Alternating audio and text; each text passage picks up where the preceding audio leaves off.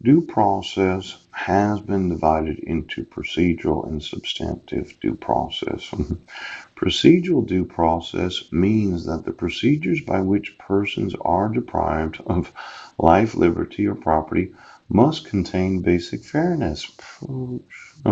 Substantive due process means that a police power regulation must substantially advance public health, safety, or welfare. Now let's look at this. Washington state's due process requires state action. Can you say that procedural due process was followed when the individual that initiated the court proceeding was not the actual ex parte party?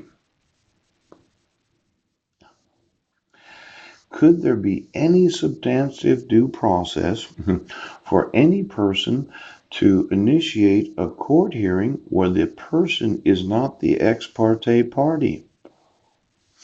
Can you have any court hearing without due process to both parties?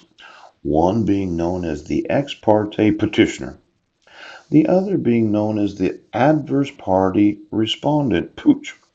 Is there any possible fucking way that you can issue a court order?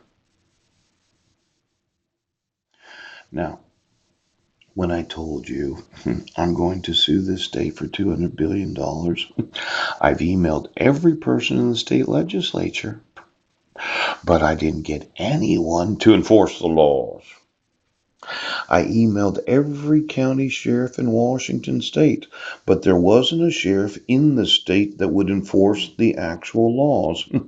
I have documented that the petitioner did not sign it, and now we know the petitioner, known as the ex parte party, did not initiate the court hearing within the 90 days allowed by law, and there is a good probability that she was informed after somebody else had decided to have an ex parte court hearing.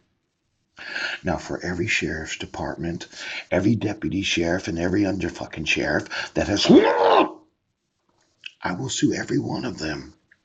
For every police officer in all the cities that I've emailed that thought it was a fucking joke, a family court problem, I want all of you that have badges on to understand that there is no possible way that it could be legal that any person could act as the ex parte